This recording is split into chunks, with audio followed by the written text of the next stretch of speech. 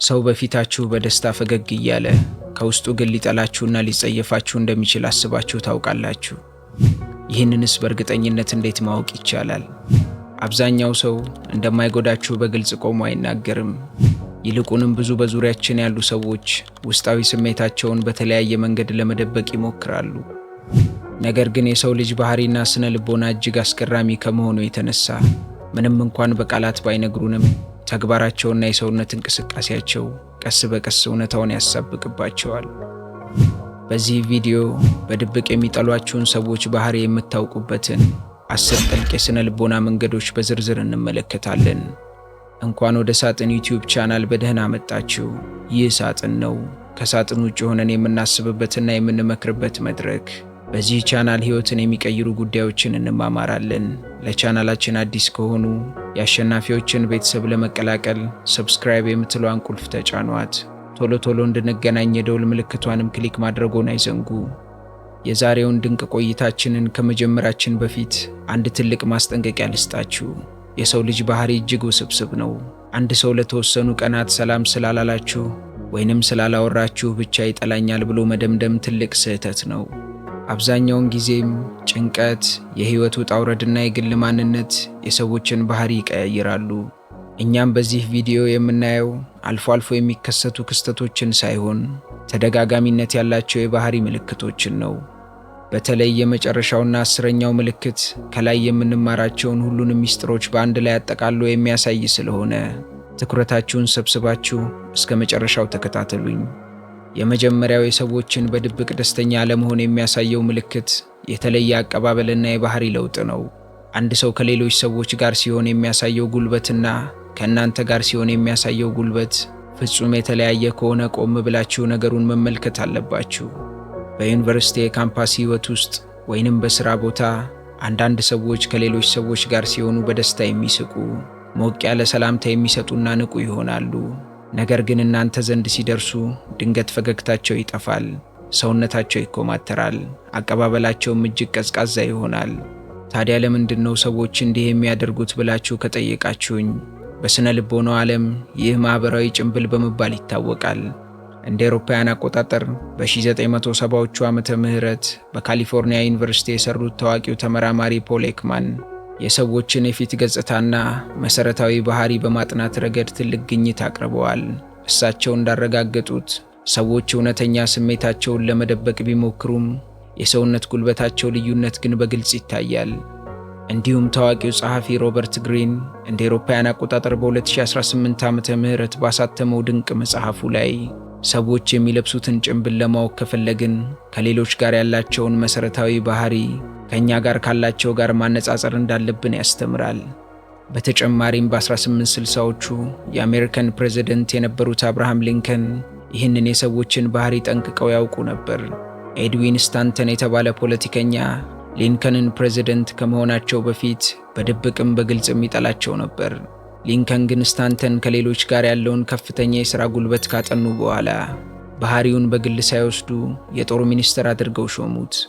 እናንተስ ይህንን ባህሪ በአንድ ሰው ላይ አይታችሁ ታውቃላችሁ? እንዲህ አይነት ሁኔታ ሲያጋጥማችሁ በስሜት ከመበሳጨት ይልቅ የሰውየውን አጠቃላይ ባህሪ በረጋ መንፈስ ለተወሰኑ ሳምንታት ታዘቡ። ነገር ግን ይህ ገና መጀመሪያ ነው። ቀጣዩ ባህሪ በዕለት ተዕለት ውይይታችን ውስጥ በብዛት የምናየውና ብዙ ሰዎችን የሚያሳስተው የሰዎች ድብቅ ባህሪ ነው። ሁለተኛው በድብቅ የሚጠሉን ሰዎች ላይ ማስተዋል ያለብን ባህሪ አጭርና የተቆረጡ ምላሾችን ነው። አንድን ሰው በደስታ አውርታችሁት እሱ ግን ሁል ጊዜ እሺ፣ አዎ፣ ጥሩ በሚሉ አጫጭር ቃላት ብቻ የሚመልስላችሁ ከሆነ ይህ ሌላኛውና ግልጽ የሆነ ምልክት ነው። በሥራ ቦታዎች ጠዋት ቢሮ ገብታችሁ አብራችሁ የሚሰራውን ሰው ስታጫውቱት ምንም አይነት ተጨማሪ ሐሳብ ሳያነሳ በአጭሩ ንግግሩን ቆርጦ የሚያቆም ከሆነ ይህ የፍላጎት ማጣትና ራስን የማራቅ ስነ ልቦናን ያሳያል። የ1967ቱ የዩሲኤልኤ ዩኒቨርሲቲ ጥናት እንደሚያሳየው ሰዎች ስለ ስሜታቸው የሚያስተላልፉት መልእክት አሻሚ በሚሆንበት ጊዜ ከሚናገሩት ቃል ይልቅ የድምፃቸው ቃና ትልቅ ትርጉም አለው። ንግግሩና የድምፅ ቃናው በማይመሳሰልበት ጊዜ የሰዎችን የውስጥ ፍላጎት በግልጽ ያሳያል። በ1955 ዓመተ ምህረት በአሜሪካ የሲቪክ መብት ታሪክ ውስጥ ትልቅ ስፍራ ያላት ሮዛ ፓርክስ አውቶቡስ ውስጥ መቀመጫዋን አልለቅም በማለቷ ከመታሰሯ በፊት የፖሊሶቹን ንቀት የተሞላበትና አጭር የተቆረጠ የድምፅ ቃና በደንብ ታስተውል ነበር። እንዲሁም ታዋቂው የድርድር ባለሙያ ክሪስ ቮስ እንዳለው የሰዎችን የድምፅ ቃናና ንግግር የማቋረጥ ባህሪ ውስጣዊ ትዕግስት ማጣታቸውን ይገልጻል። እናንተስ በዚህ ሁኔታ ላይ ብትሆኑ ምን ታደርጋላችሁ? መልሳችሁን እያሰባችሁበት፣ እኔ ግን መፍትሄውን ልጠቁማችሁ። እንዲህ አይነት አጭር ምላሽ የሚሰጥ ሰው ሲያጋጥማችሁ ውይይቱን ለማርዘም አትታገሉ። ይልቁንም በዝምታ ቦታ ስጧቸው። ዝምታ ከማንኛውም ቃል በላይ ኃይለኛ ምላሽ ነው። ነገር ግን ከዚህ ይልቅ ፈገግታን ተጠቅመው የሚወጉንና የሚጠሉን ብዙ ሰዎች አሉ። የሦስተኛው ምልክት አስገራሚነትም ይህ ነው። ሦስተኛው ምልክት በቀልድ ስም የሚሰነዘር ተደጋጋሚ ትችት ነው። በማህበረሰባችን ውስጥ በተለይም በእድር ወይንም በበዓል ስብሰባዎች ላይ አንድ ሰው ሁል ጊዜ ስለ ክብደታችሁ ወይንም ስለ ኑሯችሁ በሰዎች ፊት እያሾፈ ተችቷችሁ ያውቃል። እናንተ ስትቀየሙ ደግሞ እረ ቀልዴን ነው እኮ ለምን ተከፋችሁስ ብሏችሁ ያውቃል። ይህ በስነ ልቦናው ዓለም ተዘዋዋሪ ጥቃት ይባላል። ሰዎች በግልጽ ጥላቻቸውን መግለጽ ስለሚፈሩ ቀልድን እንደ መደበቂያ ጋሻ ይጠቀሙበታል። ታዋቂው የስነ ልቦና ምሁር ዳንኤል ካነማን እንዳብራራው አይምሮአችን በፍጥነትና በስሜት የሚሰማውን ጥላቻ ብዙ ጊዜ በማመካኘትና በቀልድ ለመሸፈን ይሞክራል። እነዚህ ቀልዶች በእርግጥም ቀልዶች አይደሉም፣ የተደበቁ ስሜቶችና የአስተሳሰብ ነጸብራቆች እንጂ። እንደ አውሮፓውያን አቆጣጠር በ1999 ዓመተ ምህረት የዶትኮም ኩባንያዎች በከፍተኛ ሁኔታ ሲያድጉ ታዋቂው የኢንቨስትመንት ሊቅ ዋረን ባፌት በእነዚህ ኩባንያዎች ላይ ገንዘቡን አላፈሰሰም። በወቅቱም ብዙ የፋይናንስ ባለሙያዎች በቀልድ ስም ኋላ ቀር እያሉ ይተቹት ነበር። ዋረን ባፌት ግን ስሜታዊ ከመሆን ይልቅ የራሱን ሥራ ብቻ በማሻሻል ዝምታን መረጠ። እናንተም እንዲህ አይነት ተደጋጋሚ ቀልድና ቧልት ሲገጥማችሁ በንዴት ከመመለስ ይልቅ ቀጥ ብላችሁ አይናቸውን እያያችሁ በዚህ ቀልድህ በትክክል ምን ማለትህ ነው ብላችሁ በረጋ መንፈስ ጠይቋቸው። ይህ ጥያቄ የተደበቀውን ሐሳባቸውን ስለሚያጋልጥ ወዲያውኑ ወደ ኋላ እንዲያፈገፍጉ ያደርጋቸዋል። ይህንን ካወቅን ቀጣዩና ብዙዎች የማይረዱት ምልክት ደግሞ የከፋ ስነ ልቦናዊ ጉዳት አለው። አራተኛው መገለጫ ከልዩ ዝግጅቶችና ውሳኔዎች አዘውትሮ ማግለል ነው። በተለያዩ ቢሮዎች ውስጥ አብረዋችሁ የሚሰሩ ሰዎች ለምሳ ሲወጡ ሳይነግሯችሁ ሄደው ያውቃሉ። ወይንም የሰፈር ጓደኞቻችሁ እናንተን ያላካተተ የተለየ ህብረት ፈጥረው አግኝታችኋቸውስ ታውቃላችሁ። ይህ ድርጊት ተደጋጋሚ ከሆነ በድብቅ እንደማይፈልጓችሁ የሚያሳይ ጠንካራ ምልክት ነው። በ2003 ዓመተ ምህረት በዩሲኤልኤ ዩኒቨርሲቲ የተደረገው ጥናት እንዳረጋገጠው አንድ ሰው ከማህበረሰባዊ ስብስብ ሲገለል በአይምሮው ውስጥ የሚፈጥረው የህመም ስሜት እውነተኛ አካላዊ ጉዳት ሲደርስብን ከሚፈጠረው ህመም ጋር ሙሉ በሙሉ ተመሳሳይ ነው። ማግለልም ጥልቅ የሆነ ስነ ልቦናዊ ጉዳት አለው። እንደ አውሮፓውያን አቆጣጠር በ1994 ዓመተ ምህረት ታላቁ የነጻነት ታጋይ ኔልሰን ማንዴላ የደቡብ አፍሪካ ፕሬዝዳንት ሆነው ሲመረጡ ለ27 ዓመታት ያሰሯቸውን ነጭ የፖለቲካ ተቀናቃኞቻቸውን ከመንግስታቸው አላገለሏቸውም። ማንዴላ ማግለል የጥላቻና የፍርሃት ምልክት መሆኑን ተረድተው እውነተኛ አመራርን አሳይተዋል። ይህንን በሚገባ ከተረዳችሁ ታዲያ እናንተ ብትገለሉ ምን ማድረግ አለባችሁ የሚለው ነጥብ ላይ መፍትሄ እንስጥበት። ሰዎችን ለምን አላካተታችሁኝም ብላችሁ በፍጹም አትለምኑ። ማግለል የነሱ ምርጫ እንጂ የእናንተ ዋጋ ማጣት አይደለም። በራስ መተማመናችሁን ጠብቃችሁ እናንተን ለሚያከብሩ ሰዎች ጊዜያችሁን ስጡ። ከዚህ ጋር በጥብቅ የሚገናኘው ሌላኛው ምልክት ደግሞ በስኬታችሁ ጊዜ የሚታይ ነው። አምስተኛው በድብቅ የሚጠሏችሁ ሰዎች ባህሪ ደግሞ በስኬታችሁ ጊዜ ደስታችሁን አለመካፈል ነው። ከዩኒቨርሲቲ ስትመረቁ ወይንም አዲስ ንግድ ከፍታችሁ ለውጥ ስታመጡ አብዛኛው ሰው እንኳን ደስ ያላችሁ ሲላችሁ፣ አንድ የቅርብ የምትሉት ሰው ግን ርዕሱን ከቀየረ ወይንም ስኬታችሁን አቅልሎ ካየው ይህ ውስጣዊ ቅናትን ያሳያል። በ1954 ዓመተ ምህረት ሊዮን ፌስቲንገር የተባሉ የሥነ ልቦና ምሁር የማህበራዊ ንጽጽር ጽንሰ ሐሳብን አቅርበዋል። አንዳንድ ሰዎች የሌሎችን ስኬት ሲያዩ የራሳቸውን ዋጋ እንደቀነሰ አድርገው ስለሚያስቡ በውስጣቸው ምቾት ይነሳቸዋል። የእናንተ ስኬት የእነሱን ክፍተት ስለሚያስታውሳቸው ደስታችሁን በነፃነት ለመጋራት ይቸገራሉ። እንዲሁም ታዋቂው የቅርጫት ኳስ ተጫዋች ኮቤ ብራያንት ሜዳ ላይ አስገራሚ ነጥቦችን አስቆጥሮ ወደ መልበሻ ክፍል ሲገባ የትኞቹ አጋሮቹ ከልብ ተደስተው እንደሚያቅፉትና የትኞቹ ደግሞ በግድ ፈገግ እንደሚሉ በደንብ ያስተውል ነበር። ስለዚህ ስኬታችሁን የማያከብር ሰው ሲያጋጥማችሁ ራሳችሁን ዝቅ አድርጋችሁ የእነሱን ይሁንታ ለማግኘት አትሞክሩ። ይህ ነገር ተደጋግሞ ከደረሰባችሁ ጓደኝነታችሁን እንደገና መገምገም ያስፈልጋችኋል። ነገር ግን ከዚህ ቀጥሎ የምናየው ባህሪ ደግሞ የሰውን ማንነትና ክብር ዝቅ ከማድረግ ጋር የተያያዘ ነው። ስድስተኛው በድብቅ የሚጠሉን ሰዎች ባህሪ ሐሳብንና አስተያየትን አዘውትሮ ማጣጣል ነው። በቤተሰብ ስብሰባ ወይንም በሥራ ቦታ ስብሰባ ላይ ሐሳብ ስትሰጡ አንድ ሰው ሁል ጊዜ አይኑን የሚያንከባልል፣ ንግግራችሁን የሚያቋርጥ ወይንም ሐሳባችሁን የሚያጣጥል ከሆነ ይህ ትልቅ የንቀት ምልክት ነው። በስነ ልቦና ይህ የማረጋገጫ አድሎ ከሚባለው የአእምሮ ዝንባሌ ጋር ይያያዛል። ሰዎች አስቀድመው ዋጋ ለማይሰጡት ወይንም ለሚጠሉት ሰው የሚናገረው ነገር ምንም ያህል እውነትና ጠቃሚ ቢሆንም አእምሯቸው ለመቀበል ዝግ ይሆናል። ይህ የሐሳብ ልዩነት ሳይሆን እናንተን እንደ ሰው ዝቅ የማድረግ ፍላጎት ነው። እንደ አውሮፓውያን አቆጣጠር በ2014 ዓመተ ምህረት ሳቲያ ናዴላ የማይክሮሶፍት ዋና ሥራ አስፈጻሚ ሆኖ ሲሾም ኩባንያው ውስጥ የነበረው ባህል የሌላውን ሰው ሐሳብ የማጣጣል ባህል ነበር። ናዴላ ግን ይህንን በመቀየር የኩባንያውን ባህል ወደ መስማማትና የመማማር ባህል ቀየረው። ድምፃችሁን ከፍ አድርጋችሁ ከመጨቃጨቅ ይልቅ ሰውየው ንግግራችሁን ሲያቋርጥ ዝም ብላችሁ አይኑን ተመልከቱ። አውርቶ ሲጨርስም ይቅርታ ንግግሬን ገና አልጨረስኩም ነበር ብላችሁ በረጋ መንፈስ ቀጥሉ። ይህ ስሜታዊ ብስለታችሁንና ጥንካሬያችሁን ያሳያል።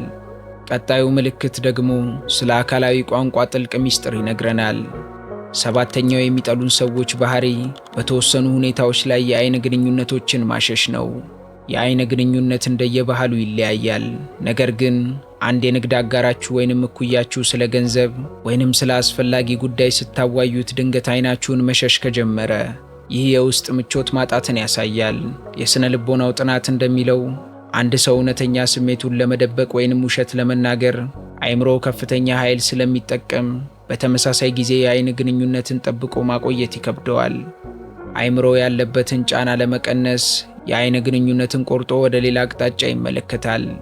የጀርመን መራሄ መንግሥት የነበሩት አንጌላ መርኬል ከሩሲያው ፕሬዝደንት ቭላዲሚር ፑቲን ጋር በነበራቸው ድርድር ላይ ፑቲን ማርኬልን ለማስፈራራት ትልቅ ጥቁር ውሻ አስገቡ። ማርኬል ግን ጫናውን ተረድተው የአይን ግንኙነታቸውን ሳያቋርጡ በከፍተኛ መረጋጋት መደራደራቸውን ቀጠሉ።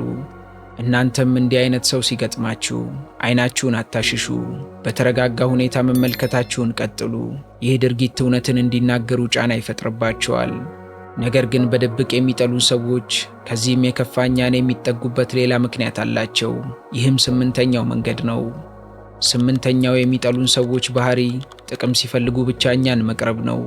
አንዳንድ ሰዎች ዓመቱን ሙሉ ጠፍተው ጉዳይ ማስፈጸም ሲፈልጉ ወይንም ገንዘብ መበደር ሲፈልጉ ብቻ ስልክ ይደውላሉ። ጉዳያቸው ሲያልቅ ደግሞ እንደገና ድምፃቸው ይጠፋል።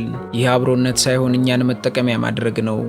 እንደ አውሮፓውያን አቆጣጠር በ1958 ዓመተ ምህረት ጆርጅ ሆማንስ የተባሉ ምሁር እንዳቀረቡት አንዳንድ ሰዎች ግንኙነትን የሚመዝኑት በሚያገኙት ጥቅምና በሚከፍሉት ዋጋ ብቻ ነው። ለእነሱ እናንተ የጥቅም ምንጭ እንጂ የክብር ባለቤት አይደላችሁም። እንዲሁም በሆሊውድ ፊልም ኢንዱስትሪ እጅግ ታዋቂ የሆነው አክተሩ ኪያኑ ሪቭስ በዙሪያው የነበሩ ብዙ ሰዎች ገንዘቡን ፈልገው ብቻ እንደቀረቡት ተገንዝቦ ነበር። ስለዚህም እነዛን የጥቅም ጓደኞች በማራቅ በእውነተኛ ማንነቱ ከሚወዱት ተራ ሰዎች ጋር ጊዜ ማሳለፍን መረጠ። እናንተም እንዲህ አይነት የጥቅም ፈላጊዎች ወደ ሕይወታችሁ ሲመጡ ቆራጥ በመሆን አይሆንም ማለትን ልመዱ። ጤናማ ድንበር ማበጀት የራስን ክብር መጠበቂያ ዋነኛ መንገድ ነው። ከዚህ ቀጥሎ ያለው ዘጠነኛው ምልክት ደግሞ የሰዎችን ትዕግስት የሚፈታተን ነው። ዘጠነኛው የሚጠሉን ሰዎች ድብቅ ባህሪ ተደጋጋሚ ስሜታዊ መቀዛቀዝ ነው። በሰፈራችሁ ጠዋት ስትወጡ ለሁሉም ሰው በደስታ ሰላም የሚል ጎረቤት፣ እናንተ ጋር ሲደርስ ግን ፊቱን አኮሳትሮ በድብርት ድምፅ አጭር ሰላምታ የሚሰጥ ከሆነ ይህ ሆን ተብሎ የሚደረግ ስሜታዊ ቅዝቃዜ ነው። በስነ ልቦና ጥናት ይህ መሰረታዊ የባህሪ ማያያዝ ስህተት ከሚባለው ጋር ይገናኛል። አንድ ሰው አንድ ጊዜ ቀዝቃዛ ቢሆንባችሁ ምናልባት የቤተሰብ ችግር ገጥሞት ሊሆን ይችላል ብለን ማሰብ አለብን። ነገር ግን ይህ ስሜታዊ መቀዝቀዝ ለወራት በተደጋጋሚ የሚቀጥል ከሆነ ግልጽ የሆነ ያለመፈለግ ምልክት ነው። ታላቁ የህንድ የነጻነት ታጋይ ማህተማ ጋንዲ ከእንግሊዝ ባለሥልጣናት ጋር በሚያደርጉት ንግግር ከፍተኛ የሆነ ስሜታዊ ቅዝቃዜ ይገጥማቸው ነበር። ጋንዲ ግን ለዚህ ቅዝቃዜ በንዴት ምላሽ ከመስጠት ይልቅ በከፍተኛ ስሜታዊ ብልህነት አቋማቸውን በጽናት ያሳውቁ ነበር። እናንተም እንዲህ አይነት ሁኔታ ሲያጋጥማችሁ ለምን ቀዘቀዘብኝ ብላችሁ አትጨነቁ።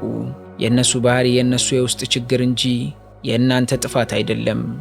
ይህ ሁሉ ከላይ ያየነው ባህሪ ግን ወደ 10ኛውና የመጨረሻው ነጥብ ያመጣናል።